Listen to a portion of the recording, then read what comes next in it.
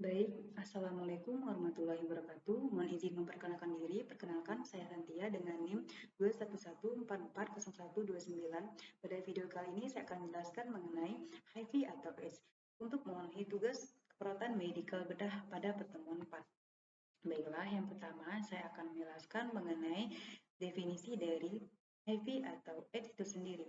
AIDS singkatan dari Acute Immune Deficiency Syndrome merupakan kumpulan dari gejala dan infeksi atau biasa disebut sindrom yang diakibatkan oleh kerusakan sistem kekebalan tubuh manusia karena virus HIV. Sementara HIV singkatan dari Human Immunodeficiency Virus merupakan virus yang dapat melemahkan kekebalan tubuh pada manusia. Selanjutnya, etiologi dari AIDS atau HIV itu sendiri adalah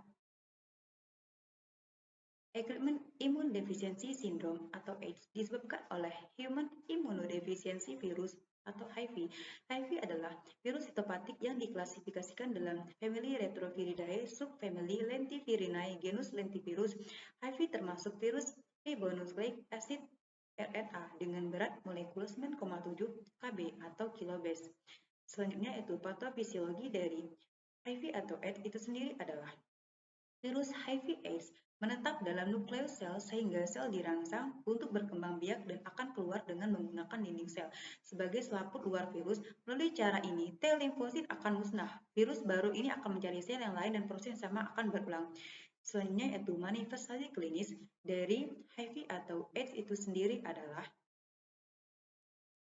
Sindrom HIV akut adalah istilah untuk tahap awal infeksi HIV. Gejalanya meliputi demam, lemas, nafsu makan turun, sakit tenggorokan, nyeri saat menelan, batuk, nyeri persendian, diare, pembengkakan, kelenjar getah bening, bercak kemerahan pada kulit, mata atau ruam.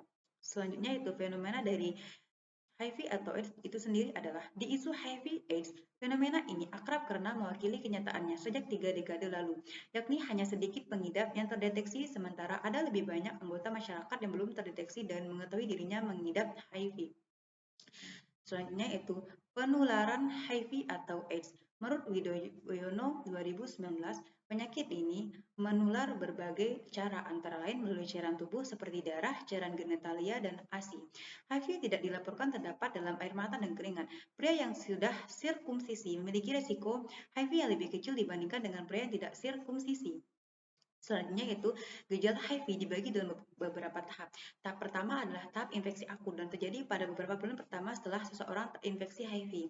Pada tahap ini, sistem kekebalan tubuh orang yang terinfeksi membentuk antibodi untuk melawan virus HIV.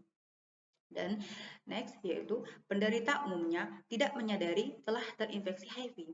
Hal ini karena gejala yang muncul mirip dengan gejala penyakit flu, serta dapat hilang dan kambuh kembali. Perlu diketahui, pada tahap ini jumlah virus di aliran darah cukup tinggi.